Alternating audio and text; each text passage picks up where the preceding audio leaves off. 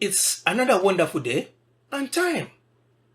In this episode, I am revisiting my proposal on the Lagos-Calabar Highway project.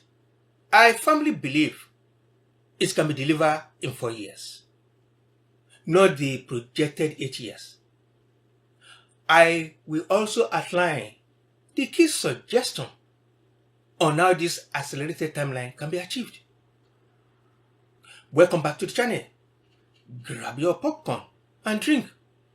Get comfortable and make sure you subscribe. Thank you. After watching this video, I strongly recommend watching part 1 of this series titled Lagos-Calabar in 4 Years Blueprint, Analysis and Essential Recommendations. Meanwhile, this video is a direct follow-up to the concept introduced there. You see, the suggestions I made during the first episode raised several questions among my colleagues. They have requested a more detailed explanation and have brought to light some previously hidden problems embedded in the project. Okay, now let us examine some of my suggestions on the subject matter. Okay, what is the purpose of temporary container-based hostel villages? Alright.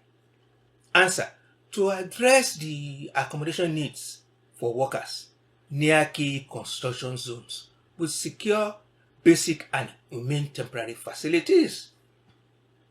So, how can it be achieved? Okay, by repurposing shipping containers into modular living and service units.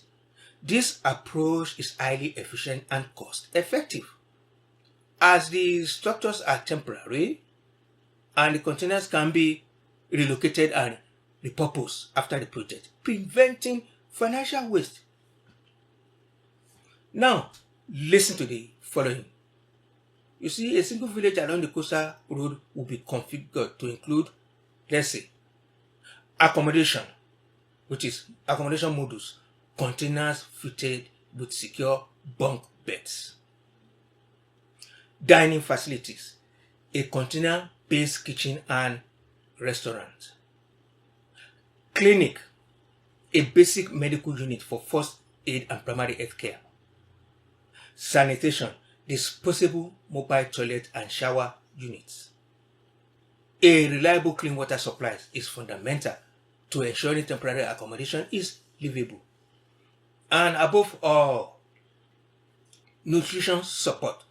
Provide at least one free nutrition meal per day, each breakfast on work days. And then consider subsidized canteens for other meals. A well-fed workforce is a productive and motivated workforce.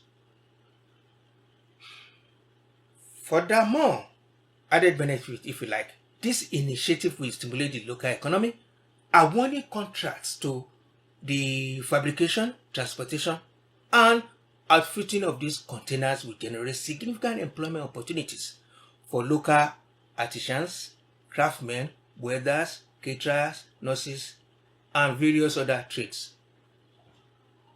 Alright, now, let's take a quick pause. Grab your drink and drink it. And before you go, don't forget to hit that subscribe button.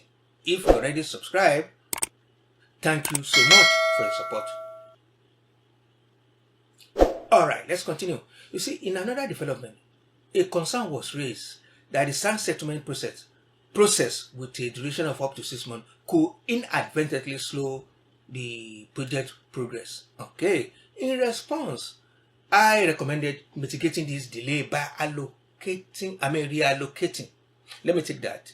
In response, I recommended mitigating this delay by reallocating personnel to the Ogun, Ondo, Akwa Ibom, Calabar section during the legal settlement period, as the Ogun, Ondo, Akwa Ibom, and Cross River section is or may not be subjected to the same settlement issues.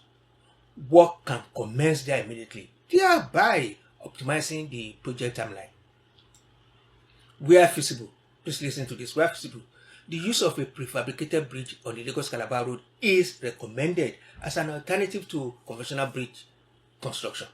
This approach offers significant advantage in speed and site tidiness. It is important to emphasize that a prefabricated solution would or should fully meet the required structure, raw and functional specifications. This scalable strategy can be deployed for the full extent of the coastal road project, ensuring consistent results from Lagos to Calabar. Okay, the central question is whether iTech can deliver the Lagos-Calabar road in 4 years rather than 8. I strongly believe it's possible with a revised approach. Here is my proposed blueprint broken down into key components. Implement Chinese-inspired logistic and work model. Oh, okay. Military-style discipline and shift. Organize the youth corps and the NYSC into units with clear supervision. Operate 24/7 where feasible and safe using a robust shift system, which is 3 times 8 hour shifts. Continuous progress is key. Centralized command and logistic. Establish a project-wide command center with iTech ministry and corps representative for rapid decision making and problem solving. Massive immediate workforce mobilization, deploying thousands of workers, engineers, laborers, etc. Ministry of Works, iTech management. This Chinese model is more than a template. It's a flexible framework that we can tailor to Nigerian distinct advantages and requirements. Why? Because with 1.4 billion people, China can mobilize vast numbers quickly. Nigeria, with its 161 million under 35, possesses a similar relative scale advantage for a project of this nature. In addition, create a national youth works corps for the coastal highway and engage actively serving NYSC members in relevant position, wherever possible. The significant population of unemployed and often homeless youth. Let me take that. The significant population of unemployed and often homeless youth residing along the Lagos corridor represent both a social challenge and an opportunity. That's key. The government should actively engage this demographic by integrating them into the workforce for this project, providing them with a means to earn a living. Is not only a social imperative, as no one chooses to be homeless, but also a practical solution to local unemployment. Critical questions. Listen to this. What happens to National Youth Corps and NYC member after their service? Good question. You see, I propose to absorb those who wish to continue into permanent position. They should be strategically placed within state and federal Ministry of Works and provided with the professional training required to excel in specific needed roles. Wow. Please help share this video widely. It needs to reach iTech management, the Ministry of Work, David Umahi, and President Bola Ahmed Tinubu. This is key. Important disclaimer. Please listen to this. My viewer is advised that I have no formal qualification in civil engineering or construction. The commentary provided in this video on the Lagos-Calabar road project is based on my professional opinion as a project management specialist. This commentary is not intended to condemn or disparage or second-guess the work of iTech or its engineers, who are recognized experts in this field.